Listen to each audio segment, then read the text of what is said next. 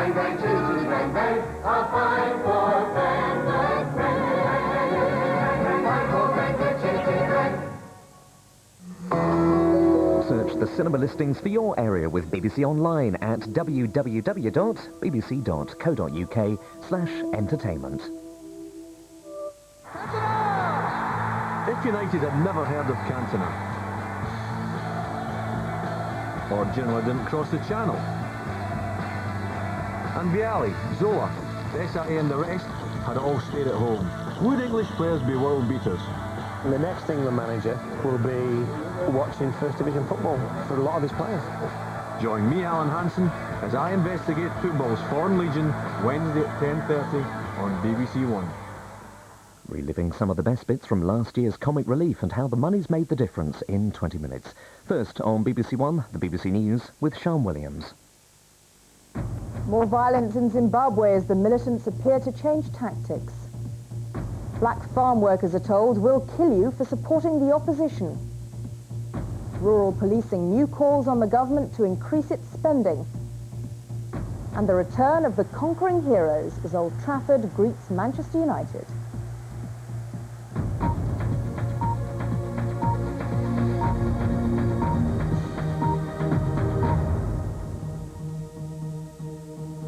Good afternoon.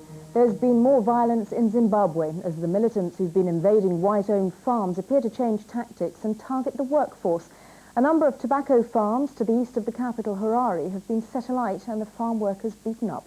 Our correspondent Gavin Hewitt has been to Windsor in the heart of the commercial farmland and has just sent this report. A tobacco barn alight, the crops lost, set on fire by a band of so-called war veterans who've been invading commercial farms. This morning they came to the Dean Estates, the purpose to sow terror in the countryside. In this area, a group of about 150 so-called war veterans are moving from farm to farm. Their plan seems to be less to attack the white farm owner, but more to intimidate his workforce. Moments later, we met the workers from the farm. Some had serious burns, all had been beaten. One of them told me what had happened to Fararai Matengwa. This woman was in their bedroom. They took grass and petrol to burn the bedroom and her husband. Others in the truck had broken arms. This man's lips had been burnt. They had been held for 2 days without food and water. The reason was to intimidate them into supporting the president. We want you to vote Robert Mugabe. They are forcing us to vote Robert Mugabe. Then another group of workers appeared, released after being detained by the war veterans. Those suspected of links to the opposition had also been attacked. They've been beaten, have they? Yes, they have somewhere been beaten on this square. How were they beaten? Well, using sticks. What is happening here is that pressure on the white farmers appears to be easing, whilst government-backed mobs feel free to threaten rural voters. I think it's been a sway of to take the pressure off the farmers, to be seen taking the pressure off the farmers and putting it onto the labour force, without a doubt. This afternoon, on the outskirts of Harare, fields seized from a white farmer were set alight. This was to enable people to mark out new plots of land, which they're now being offered. But today was a reminder that this crisis is just as much about a government ruthlessly determined to retain power. Gavin Hewitt, BBC News, Zimbabwe. The Home Office is under growing pressure to provide more police officers in rural areas. It follows the jailing last week of the Norfolk farmer Tony Martin, who claimed the police were failing to provide any protection from criminals. The chairman of his local police authority is calling on ministers to allocate extra funding in the Treasury spending review in July. The trial of farmer Tony Martin highlighted the problems faced by people living in isolated areas and the challenges for rural police forces whose job it is to protect them. Many constabularies no longer have enough officers to provide 24-hour cover. Independent research presented to Home Office ministers said police authorities should be given more money to police rural areas properly. We hope that the Home Office, having had this pointed out and the case made to them, will reflect the extra costs in the comprehensive spending review, which is due to be published in July. Police authorities say they need millions of pounds to make a real difference, but today ministers refused to say how much extra money would be allocated to sparsely populated areas. Opposition MPs claim the needs of rural communities have been consistently neglected, warning that unless funding is improved, there could be more cases like that of Tony Martin. Solicitors acting for Mr Martin are expected to lodge an appeal against his conviction for murder later this week. They'll also be calling for clarification on the law of self-defence. Ministers and police officers hope this won't be necessary and that extra money for rural communities will provide a better solution. Rachel Ellison, BBC News. The Prime Minister has met Ford's chief executive to discuss the future of its plant at Dagenham in Essex. There are fears that the company is planning to stop assembling cars there, putting thousands of jobs at risk. The talks come at a time of continuing uncertainty over the future of workers at Rover's Longbridge plant. The government is getting increasingly sensitive to what may well be a double blow to car production in Britain. This week, BMW is likely to complete a deal which would mean 10,000 Rover redundancies in Birmingham. And next week or the week after, Ford is likely to announce a restructuring at Dagenham that would mean 3,000 jobs going, with the end of car assembly, the mainstay of car making there, being transferred to Germany. In neither case has a final decision been made, but ministers have been informed of the way the companies are thinking. Mr Blair's intervention signals a high political priority to managing cutbacks in manufacturing industry that stem partly from the high value of the pound. Ford increasingly is also seeing Germany as the hub of its operations in Europe. Stephen Evans, BBC News. The Cuban boy Elian Gonzalez is said to have been deeply traumatized when he was seized by federal agents in Miami on Saturday. But the psychiatrist who was traveling with the 6-year-old boy immediately after the raid said he cheered up when he realized he was going to be reunited with his father. The protests continue in Miami, but the fury is subsiding. Elian has gone, and there's nothing the Cuban-American community can do except demonstrate. The 6-year-old is 1,000 miles away, getting to know his father again. After months of being in the spotlight, he is now secluded on a military base outside Washington with his father, stepmother and half-brother. A psychiatrist who looked after him on the flight from Miami described the moment they were reunited. Suddenly his father appears by his side. Now that was the most touching moment.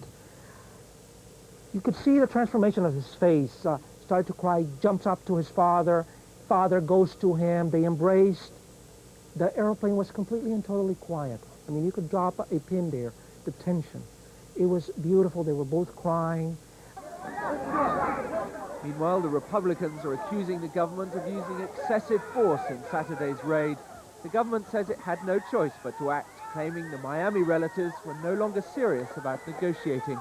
We just kept getting mixed signals from a family that had given us a hope and then pulled it back, said they would comply with the law, and then said on several occasions that we would have to take the child by force.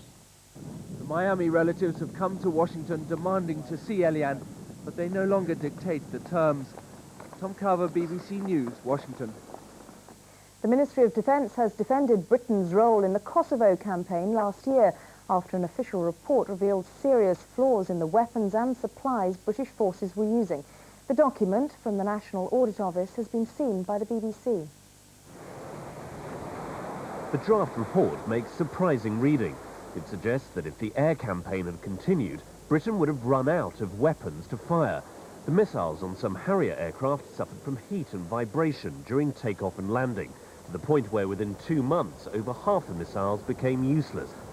Medical supplies come in for criticism. Some did have a long shelf life, but others had either passed or were about to pass their use-by date.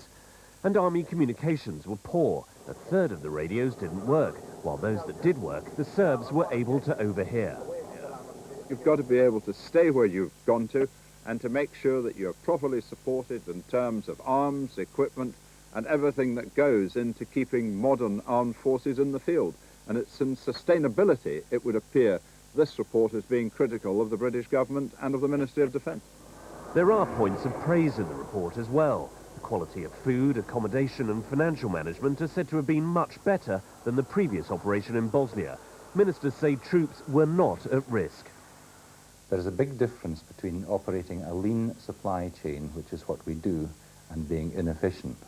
A lean supply chain ensures that you have adequate amount of munitions available at all times, but you don't waste money on keeping stocks available which you don't use. This, though, is just the latest in a series of reports and leaks that suggest troubling weaknesses in the British Armed Forces. The findings will increase the attention on defence funding when the government announces its long-term spending plans in July. Tim Franks, BBC News, outside the Ministry of Defence. In Northern Ireland, a parade in Belfast by the Loyalist Apprentice Boys has passed off peacefully. The Apprentice Boys handed in a letter of protest to police after they were prevented from marching down the mainly nationalist Lower Ormeau Road. Officers placed barriers across the road at the Ormeau Bridge to enforce a ban imposed by the Parades Commission. Police in South Yorkshire are asking the mother of an abandoned newborn baby to get in touch. The baby boy was found yesterday wrapped in a tea towel under a hedge in Rotherham. Police say they don't want to penalise anyone, they just want mother and son to be reunited. The National Union of Teachers is to fight the government over what it's calling the privatisation of education. At its annual conference in Harrogate, NUT delegates unanimously approved action, including strikes, to try to stop education services being handed over to private companies.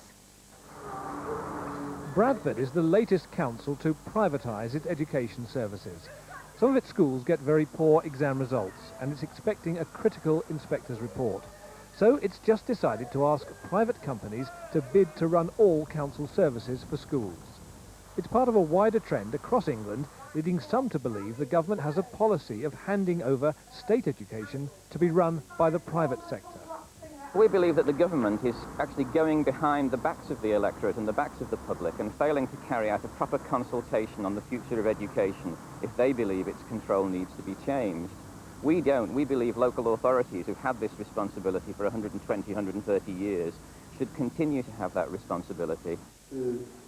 Teachers from areas where private companies are already involved in running state education told the NUT conference that profits and schooling shouldn't mix. One imagined a parent telephoning the privatised school of the future. Welcome to Bill Gates Primary School. If you want to receive a school's prospectus, press 1. If you want to make a donation to the school funds, press 2. If you want to know your child's last test result, press 3. The conference voted to protect teachers with strikes if necessary where jobs are threatened by privatisation. For well over 100 years, education in Britain has been run by locally elected councils. That pattern has started to change, and now this union has voted to try and stop that change. Mike Baker, BBC News, Harrogate. Armed men have kidnapped 20 people, half of them foreign tourists, in Malaysia. The 20 were taken from Zimbabwean Island in the east of the country. The kidnappers' boat was last seen heading towards the Philippines. Zimbabwean is renowned as a centre for scuba diving. The tourists who were seized include French, German and South African nationals. Russia says 15 of its soldiers have been killed in an ambush in Chechnya, but it denied rebel claims that 80 had died. The rebels attacked an armoured column in a village 16 miles southeast of Grozny. Although Russia has won back control of most of Chechnya, rebel forces are still holding out in the mountains to the south. Football now, and there was a carnival atmosphere at Old Trafford this afternoon as Manchester United supporters celebrated their 6th Premiership title in 8 years. The players maintained their championship form with a 3-2 victory over Chelsea.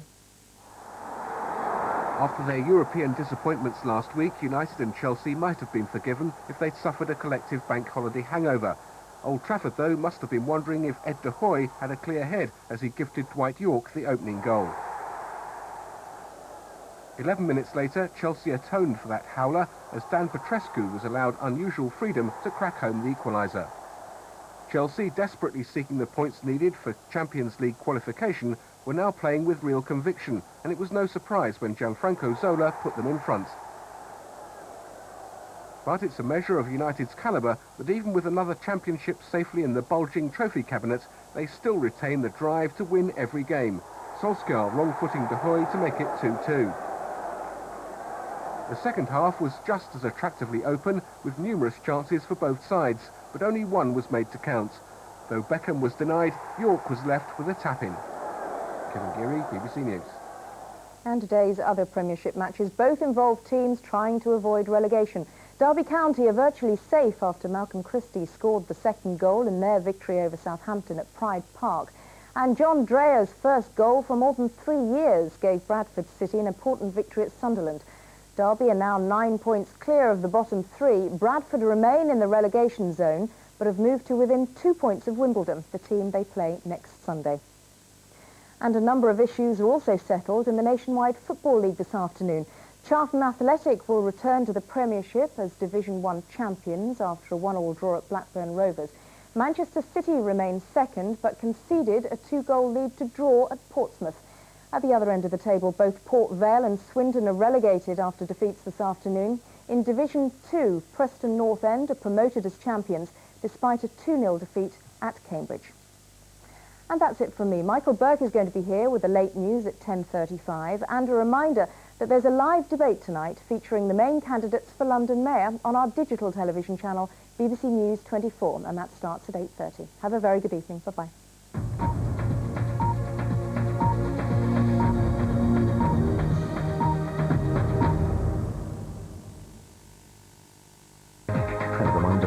For London Mayor question each other about the key issues in that live debate on BBC News 24 and Radio 5 Live tonight from 8:30. Hello. Well, there's still the risk of localised flooding for the next couple of days because we've got weather fronts approaching from both directions. This system here is pushing into the southwest. This one is going to grind to a halt across the north of the United Kingdom.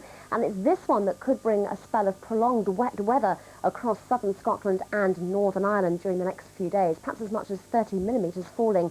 So for Tuesday and Wednesday, there is certainly the risk of some localised flooding. Well, there's that weather front in the north at the moment. This is the one down to the south, pushing its way gradually northwards. And in between, if that wasn't enough, we've had thunderstorms across Northern Ireland, southern Scotland and northern England. Now, they'll die away during this evening as this wet weather pushes its way up from the south, eventually pushing right the way up into southern Scotland and Northern Ireland by the end of the night, joining up with this weather front here. To the north of that, you can see some snow, and that's certainly where the colder air is. Tonight, we could see temperatures down as low as 2 to 4 degrees. And there will be snow falling from tonight onwards above about 300 metres or so. So do watch out if you're going walking in the hills during Wednesday and onwards. For tomorrow then, a very wet start to the day for many areas. That rain moving its way northeastwards, still with quite a bit of snow in the northwest of Scotland.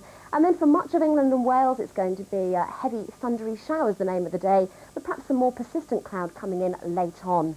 Now, top temperatures tomorrow are not too bad in the south, around 17 degrees, but what a contrast further north, only around 6 to 8 under that very wet weather. That's it from me. Bye-bye. If you believe that some things are worth fighting for... Jack goes back to work transformed as Gemma, then they fire him. If you believe in the human spirit... That woman is worth at least 10 of you. In justice... It is your responsibility to right that wrong. You can believe in fish. For me, it's about evening up the sides. Finally, we have someone with balls on my case. One man who just won't give up. He's a rarity in this business. He actually cares. Paul McGann is Fish. New drama starts Tuesday, 2nd of May on BBC One.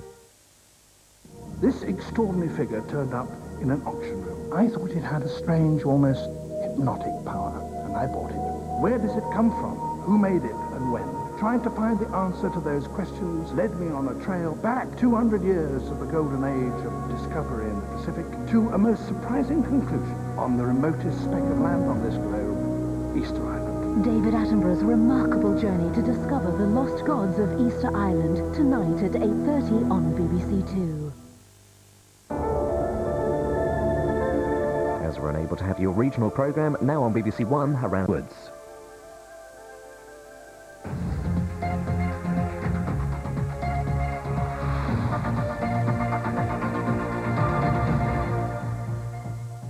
Good evening. There's increasing tension in Dagenham, with more speculation that 3,000 jobs could go at the Ford car plant. It's been revealed that the Prime Minister has been in contact with Ford's chief executive about the factory's future. Amanda Harper's been gauging the reaction in East London. Not for the first time, the future of Ford's Dagenham plant looks uncertain. Speculation that the site could close or be restructured has dogged the workforce and the local community. Devastating effect in Dagenham, of course there will. I mean, Ford is Dagenham, isn't it? It'll be a ghost town, I think. Most of these shops will probably close. Ford is currently reviewing its European operations. Dagenham, which builds the Fiesta, employs over 7,000 people, but more than half would go if the company decided to close the assembly line, concentrating instead on engines. And you're not just talking about 4,000 workers in Dagenham, you're talking about the knock-on effect of suppliers down to the milkman. Ford has refused to comment on the rumours, saying that an announcement about restructuring will be made early next month. Amanda Harper, Newsroom South East in Dagenham. A man's been charged with causing death by dangerous driving after a pedestrian was killed during a police chase.